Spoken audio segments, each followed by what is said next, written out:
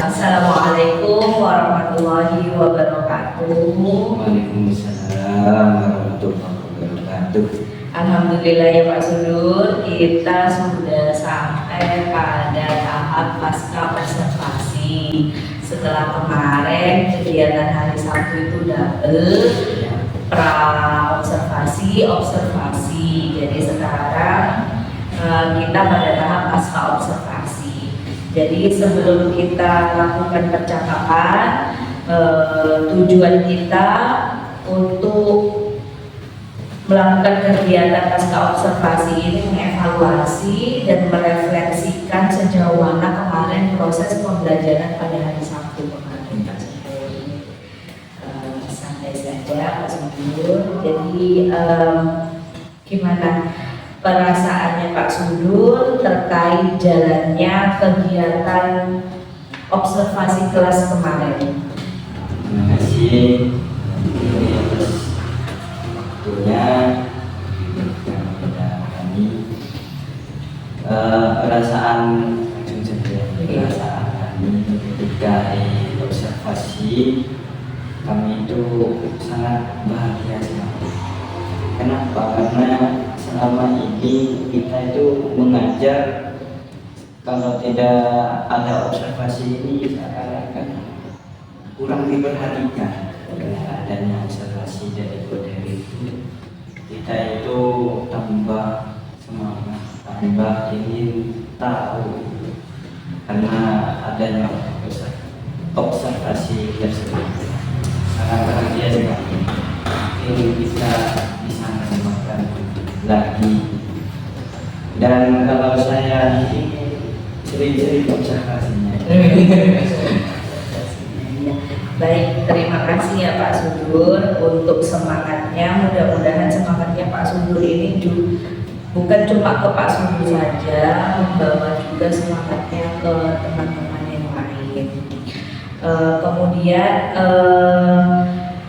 bisa diceritakan kembali Pak mengenai area pengembangan yang ingin dicapai dari Pak Sudur kemarin.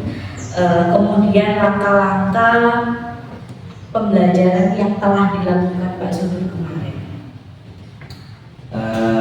Dari pembelajaran kemarin, yang saya ingin capai itu bisa memproduksi bahan ajar yang sesuai kepada anak-anak. Jadi tidak monoton. Iya, harus ada bahan ajar yang harus dikembangkan. Kemudian area pengembangannya yang ingin yang mencapai itu bahan ajar. Kemudian yang satu apa? Langkah-langkahnya, kemudian langkah-langkah pembelajaran yang telah dilakukan oleh Pak Sudur. Langkah-langkah pembelajaran yang saya sudah lakukan,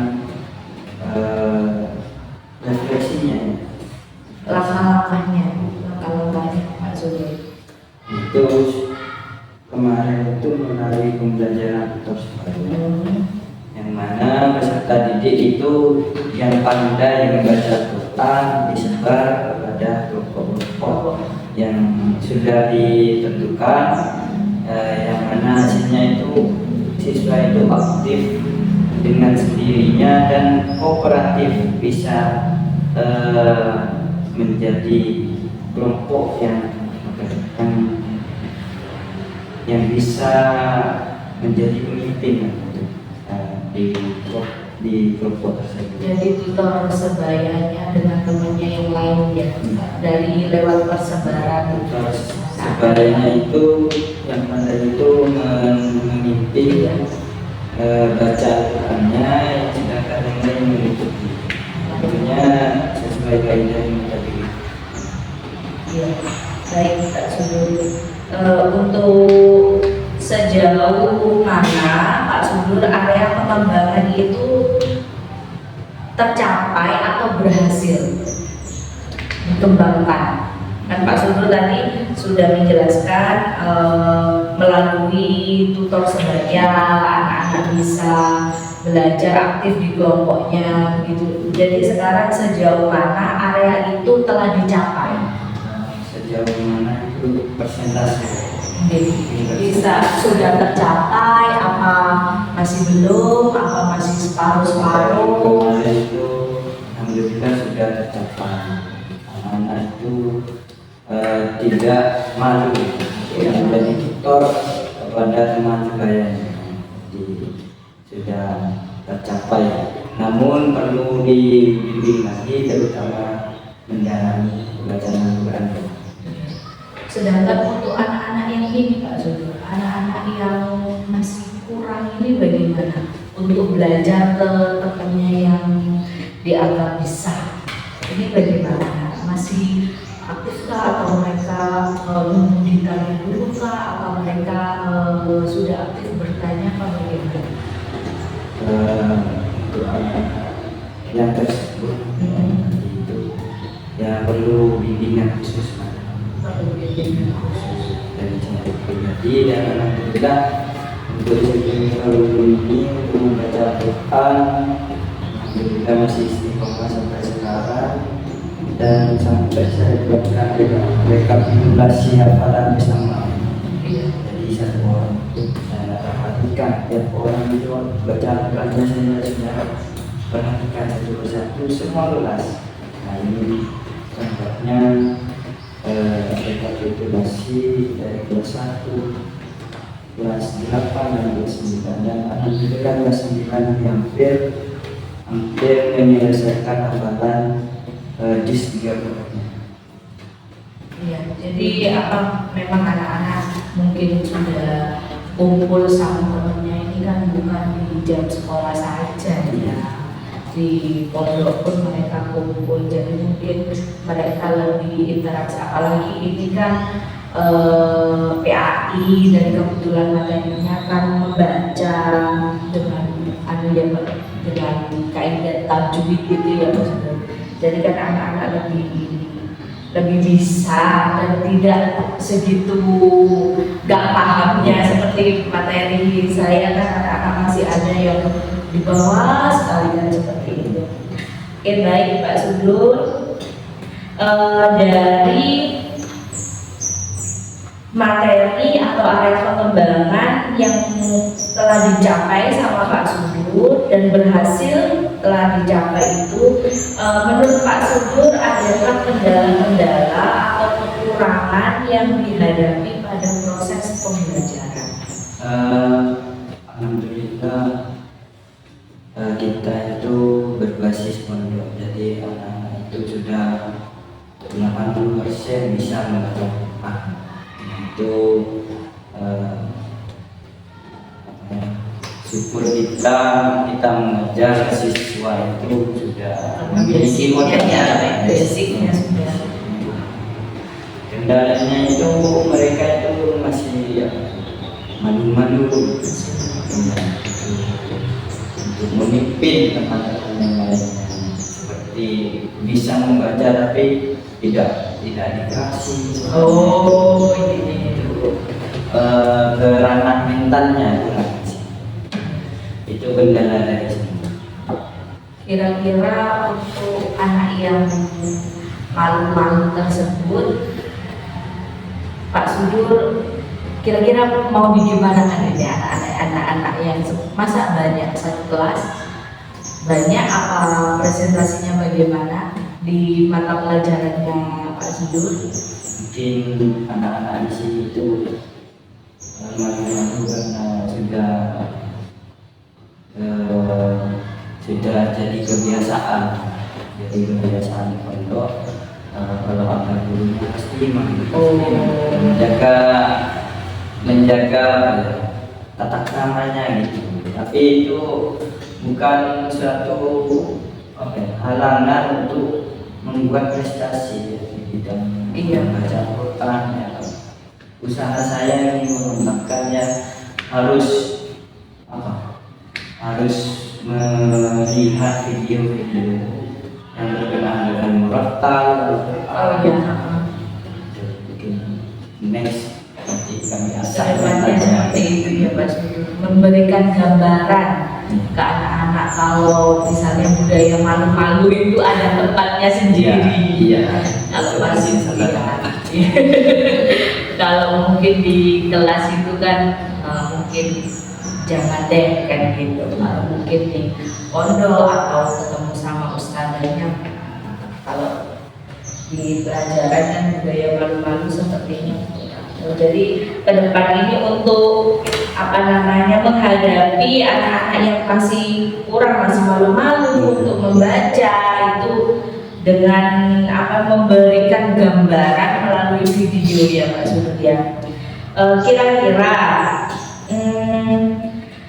adakah Pak Sudur orang-orang yang membantu Pak Sudur dalam mengubah anak-anak yang sekiranya itu tadi yang udah deh kamu jangan malu-malu lagi, ayo gitu. Adakah orang atau apa gitu yang bisa membantu Pak Sudur dalam terlaksananya anak-anak itu biar aktif, biar prakteknya juga istilahnya itu ceto apa itu ya Pak Sudur?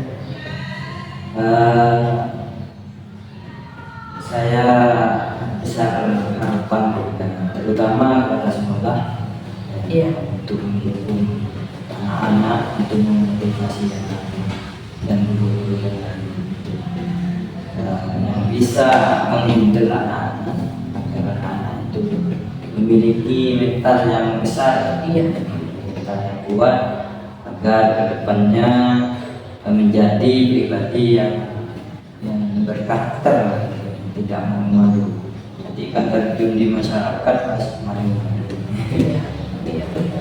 Jadi yang bantuan itu tidak hanya kepala sekolah saja, semua rekan-rekan guru yang ada di sekolah untuk membantu anak-anak ini dibudayakan gimana caranya untuk mental mereka ini lebih Pak Sudur ya.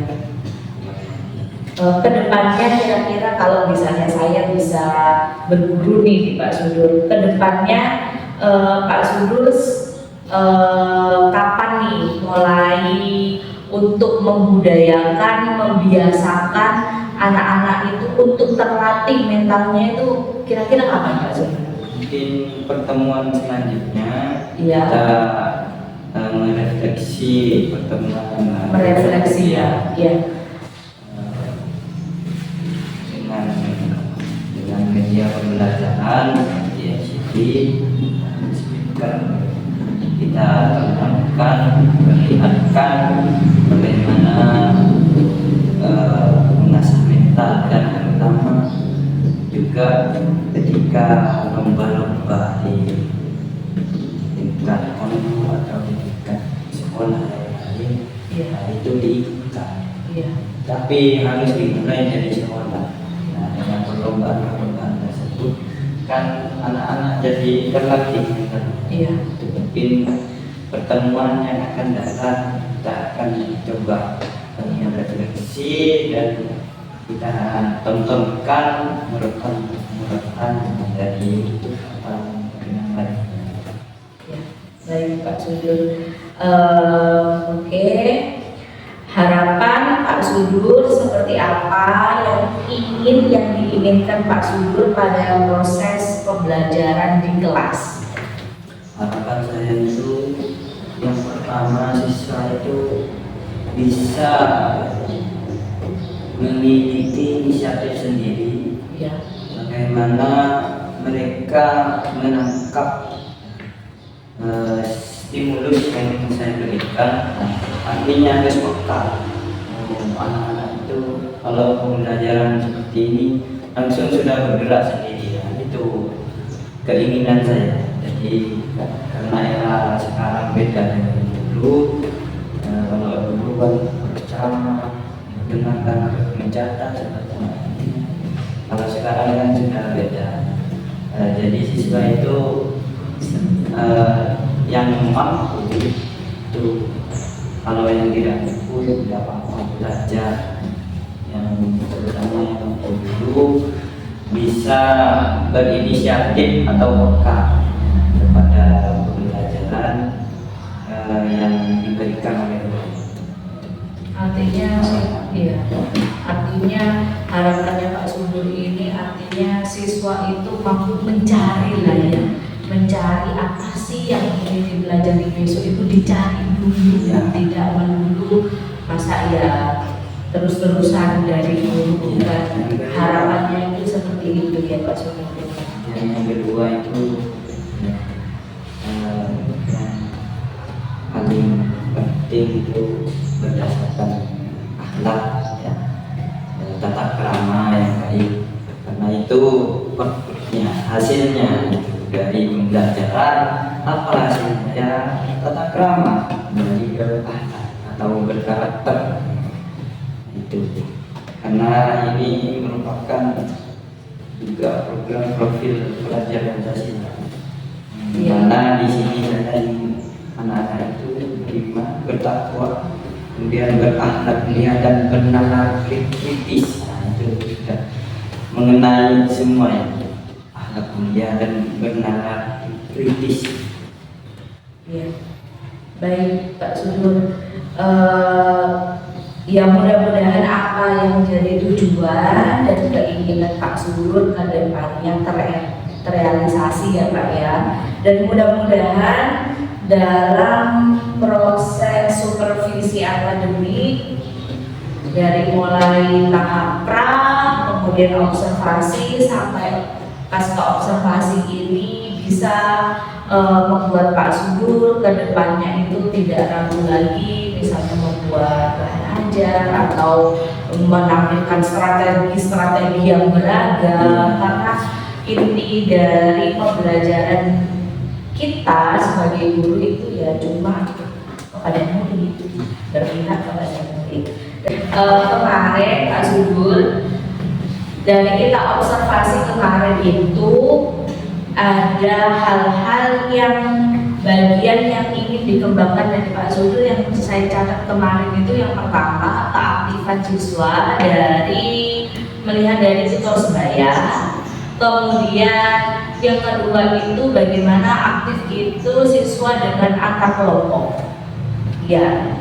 Kemudian yang menjadi catatan yang saya itu betul katanya Pak Sudur, di setiap kelompok itu karena anak-anak itu sudah kumpul 24 jam di sini, jadi anak-anak itu sudah tidak ada acara untuk tidak bertanya. Pasti mereka itu saling berdiskusinya, anak-anak itu sudah aktif Pak Sudur. Mungkin ya karena mereka dekat gitu, jadi tidak ada istilah anak-anak itu pasif di dalam suatu kelompok itu.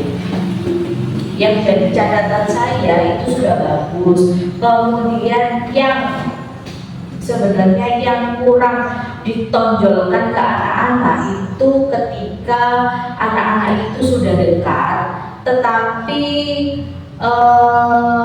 menganggap yang bisa ini masih memiliki kayak apa ya, kayak keraguan-raguan gitu loh, saya menangkapnya itu Pak Sudur. Jadi anak yang dianggap bisa, karena kan kita kan di sini pondok, jadi kan rata-rata anak-anak itu kan ya untuk urusan semacam itu kan lumayan gitu loh. Jadi kan masa iya Kak gitu, masa iya Kak yang bisa gitu loh. Kayaknya itu mereka itu lebih mempercayai dirinya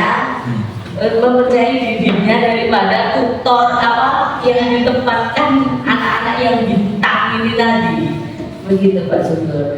Jadi apa yang menjadi catatan saya itu, yang pertama diskusinya sudah berjalan dengan baik karena memang anak-anak itu yang saya lihat. Kemudian yang kedua, mungkin anak-anak masih belum memiliki kepercayaan kepada temannya yang sudah ada di level bintang ini untuk menjadi tutor sebayanya dia.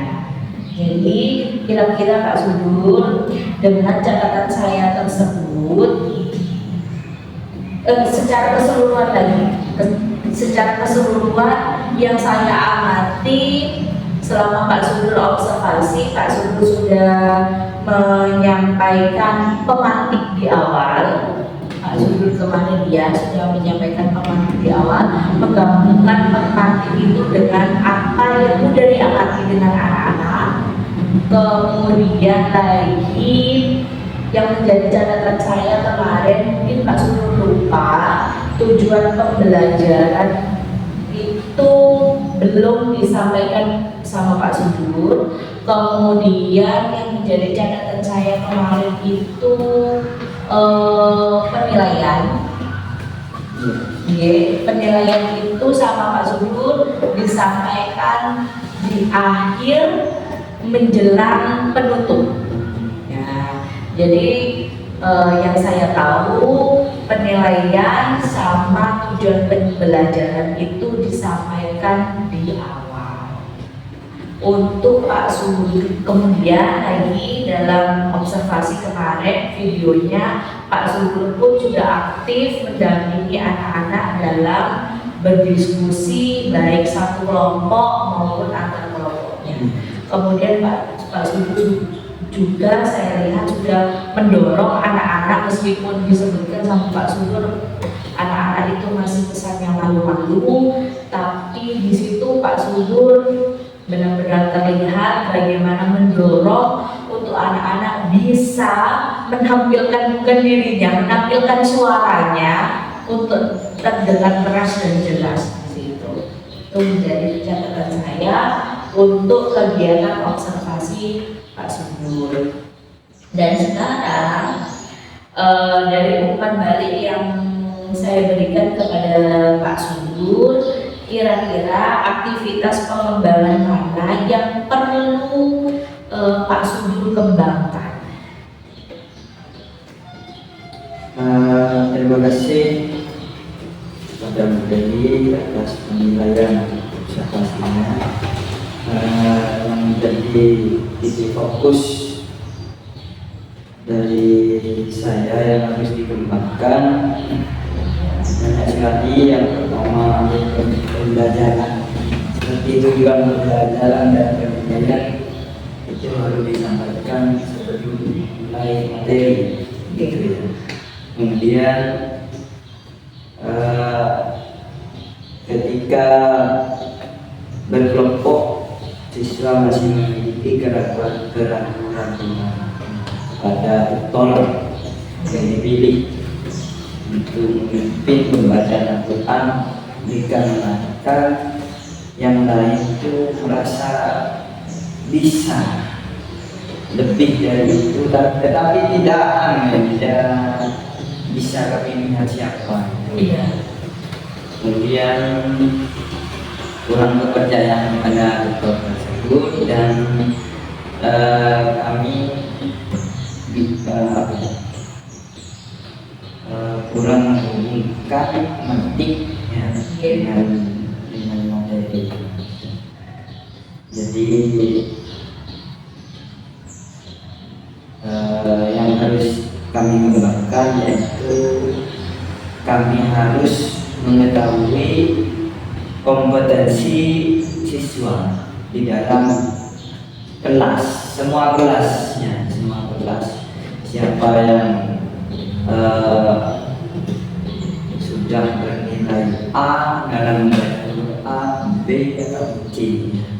Ya, alhamdulillah itu merupakan koreksi yang sangat penting bagi kami, dan kami sudah memiliki rekapitulasi hafalan bersama yang mana saya tingkatkan kepada penilaian A, B, dan C.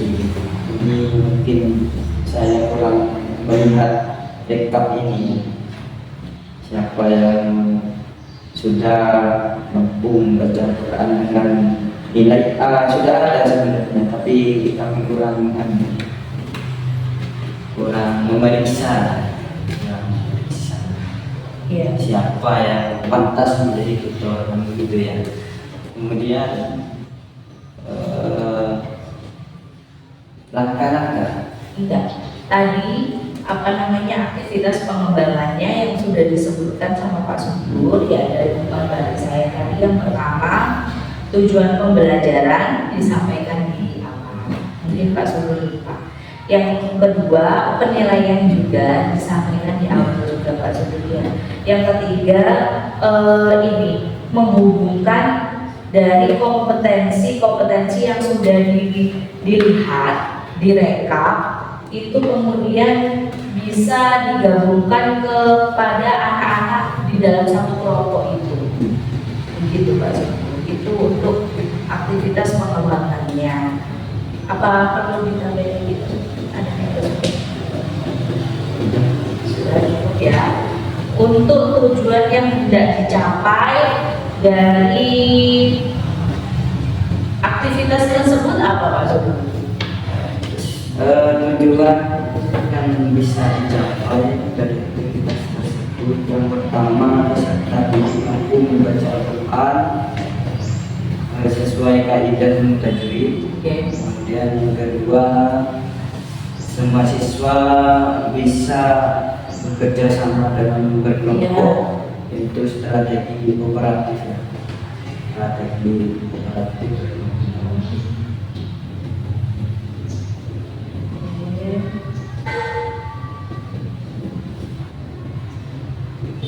Nah, tentunya dengan metode dan pembelajaran melalui pembelajaran untuk sebaya.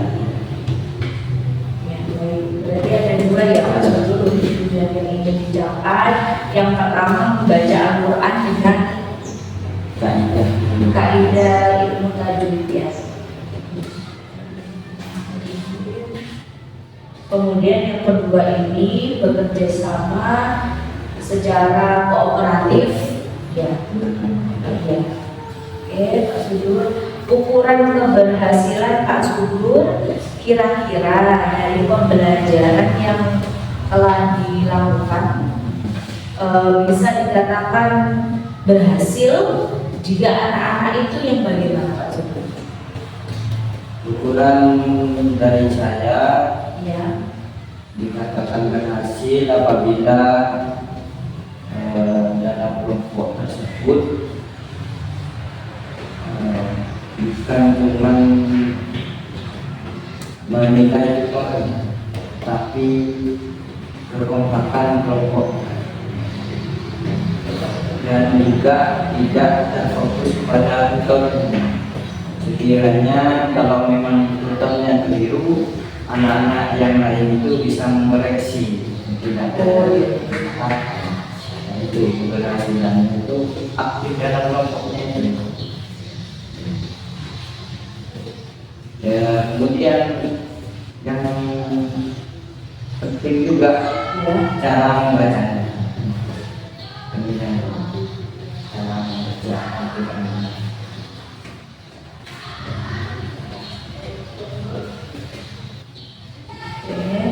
Jadi menurut Pak Sugeng, ukuran keberhasilan itu dalam kelompok tersebut bukan memilih tutor, ya, bukan memilih tutor, tetapi mereka berfokus pada keberhasilan dirinya. Kemudian mereka juga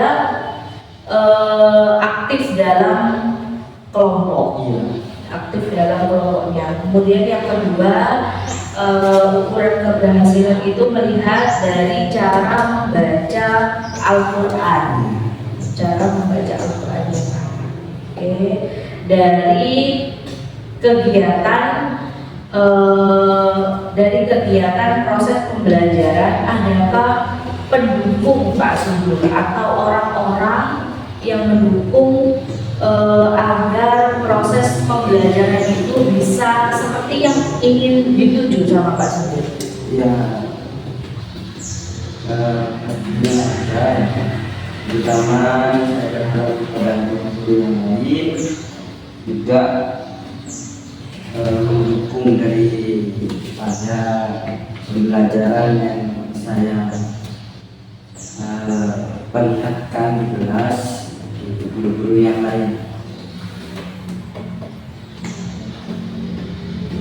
Jadi pendukungnya ini dari rekan guru ya, teman sejawat, dari teman sejawat. Bisa jadi kita bisa belajar dari teman yang lain, atau teman yang lain bisa belajar dari proses pembelajaran yang kita lakukan atau kita Ada lagi Pak Sugeng untuk pendukungnya? Atau tadi kan Pak Sugeng menyampaikan kalau misalnya anak-anak masih malu-malu pada proses observasi itu, bisa jadi pendukungnya itu tadi bisa ditambahi dengan referensi dari internet ya Pak Sugeng, yang kemudian mengikutkan anak-anak lomba juga sebagai model kayak pemantik lah untuk mendukung anak-anak yang mentalnya terlatih. Dari video-video pembelajaran dari internet, kemudian mengikutsertakan anak-anak pada kegiatan lomba.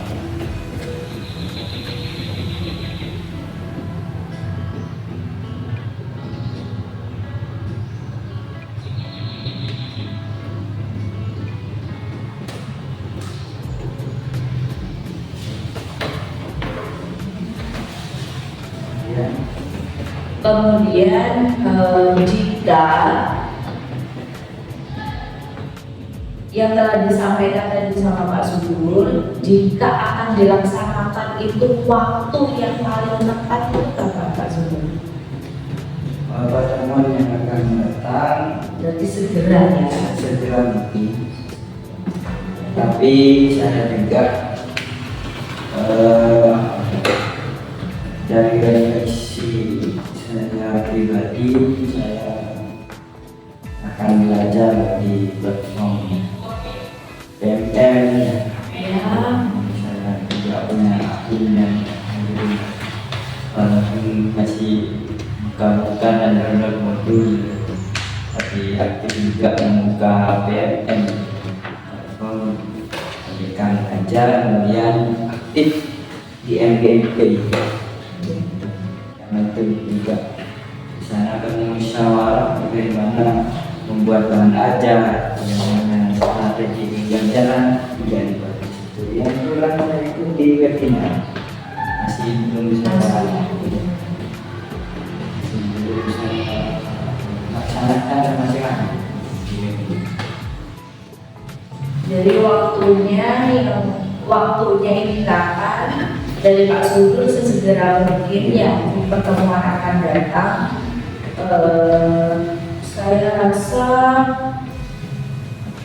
Saya rasa cukup itu Pak Sugeng untuk rencana pengembangan diri dari Pak Sugeng. Terima kasih untuk kesempatannya Pak Sugeng. Kita telah melewati tahapan-tahapan yang cukup panjang.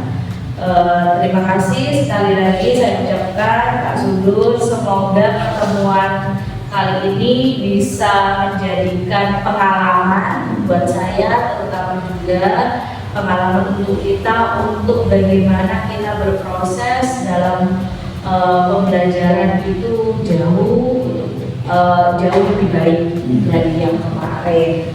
Mudah-mudahan bermanfaat. Sekian dari saya. Wassalamualaikum warahmatullahi wabarakatuh. Waalaikumsalam.